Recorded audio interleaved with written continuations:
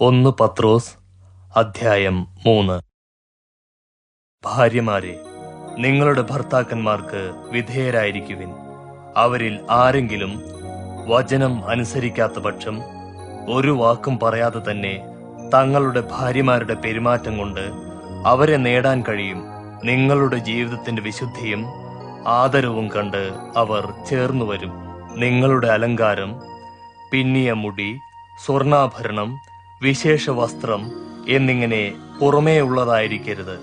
പിന്നെയോ സൗമ്യവും പ്രശാന്തവുമായ ആത്മാവെന്ന അനശ്വര സൗന്ദര്യത്തോടുകൂടിയ ആന്തരിക വ്യക്തിത്വം ആയിരിക്കട്ടെ.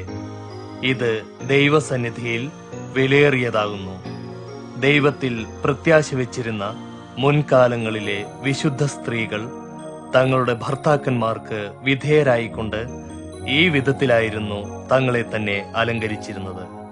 അങ്ങനെ സാറായും അബ്രഹാമിനെ നാഥനെന്ന് വിളിച്ചുകൊണ്ട് അനുസരിച്ചിരുന്നു. നിങ്ങൾ നന്മ ചെയ്യുകയും ഒന്നിലും ഭയപ്പെടാതിരിക്കുകയും ചെയ്താൽ അവളുടെ പുത്രിമാർ ആയിരിക്കും. അപ്രകാരം തന്നെ ഭർത്താക്കന്മാരെ, സ്ത്രീജനം ബലഹീന പാത്രമെന്നറിഞ്ഞ് വിവേകപൂർവം ഭാര്യമാരോടൊത്ത് ജീവിക്കുവിൻ.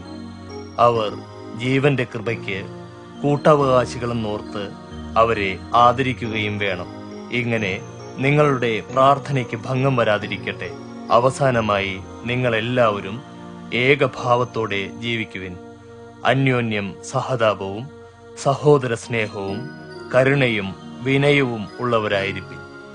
ദോഷത്തിന് ദോഷവും ശകാരത്തിന് ശകാരവും പകരം ചെയ്യാതെ അനുഗ്രഹിക്കുന്നവരായിരിക്കും. ഇങ്ങനെ അനുഗ്രഹം അവകാശമാക്കുവാനാണല്ലോ നിങ്ങൾ വിളിക്കപ്പെട്ടിരിക്കുന്നത്. ജീവനെ സ്നേഹിക്കുകയും ശുഭകാലം ആഗ്രഹിക്കുകയും ചെയ്യുന്നവൻ ദോഷത്തിൽ നിന്ന് തന്റെ നാവിനെയും വഞ്ചനയിൽ നിന്ന് തന്റെ അധരങ്ങളെയും കാത്തുകൊള്ളണം. അയാൾ ദോഷം വിട്ടകന്ന് നന്മ ചെയ്യട്ടെ, സമാധാനം അന്വേഷിച്ച് പിന്തുടരട്ടെ. കർത്താവിന്റെ കണ്ണ് നീതിമാന്മാരുടെ മേലുണ്ട്, അവിടുത്തെ കാത് അവരുടെ പ്രാർത്ഥന കേൾക്കുന്നു. എന്നാൽ കർത്താവിന്റെ മുഖം അധർമ്മികൾക്ക് പ്രതികൂലമായിരിക്കുന്നു.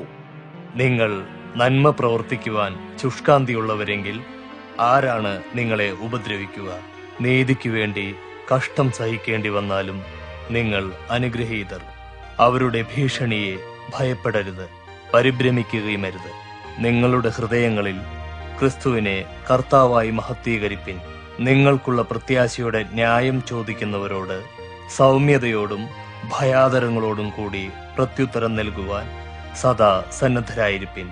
ക്രിസ്തുവിലുള്ള നിങ്ങളുടെ നല്ല ജീവിതത്തെ ദുഷിക്കുന്നവർ ലജ്ജിക്കേണ്ടതിന് നല്ല മനസാക്ഷിയുള്ളവരായിരിപ്പിൻ. നിങ്ങൾ കഷ്ടത സഹിക്കണമെന്നത് ദൈവഹിതമെങ്കിൽ തിന്മ ചെയ്തിട്ടല്ല, നന്മ ചെയ്തിട്ട് തന്നെ സഹിക്കുന്നത് ഉത്തമം. ക്രിസ്തു തന്നെയും നമ്മെ ദൈവത്തോട് അടുപ്പിക്കേണ്ടതിന് നീതിമാനായിരിക്കെ നീതി കെട്ടവർക്ക് വേണ്ടി പാപം നിമിത്തം ഒരിക്കലായി കഷ്ടത അനുഭവിച്ചു. അവിടുന്ന് ജഡത്തിൽ മരണം സഹിച്ചുവെങ്കിലും ആത്മാവിൽ ജീവിപ്പിക്കപ്പെട്ടു. ആത്മാവിൽ അവിടുന്ന് ചെന്ന് തടവിലുള്ള ആത്മാക്കളോട് പ്രസംഗിച്ചു. അവരാകട്ടെ പണ്ട് നോഹയുടെ കാലത്ത് പെട്ടകം നിർമ്മിക്കപ്പെടുകയും ദൈവം ക്ഷമയോടെ കാത്തിരിക്കുകയും ചെയ്തപ്പോൾ അനുസരിക്കാതിരുന്നവരാണ്. ആ പെട്ടകത്തിൽ ചുരുക്കം ആളുകൾ, അതായത് 8 പേർ വെള്ളത്തിൽ കൂടി രക്ഷപ്രാപിച്ചു. ഈ വെള്ളം സ്നാനത്തിന്റെ സൂചകമാണ്. സ്നാനമോ ശരീരത്തിന്റെ അഴുക്ക് നീക്കലായിട്ടല്ല, നല്ല മനസാക്ഷിക്ക് വേണ്ടി ദൈവത്തോടുള്ള അപേക്ഷയായി യേശുക്രിസ്തുവിന്റെ പുനരുദ്ധാനത്താൽ നിങ്ങളെയും രക്ഷിക്കുന്നു. അവിടുന്ന് സ്വർഗത്തിലേക്ക് പോയി ദൈവത്തിന്റെ വലത്തുഭാഗത്ത് ഇരിക്കുന്നു. ദൂതന്മാരും അധികാരങ്ങളും ശക്തികളും അവിടത്തേക്ക് അധീനമത്രേ.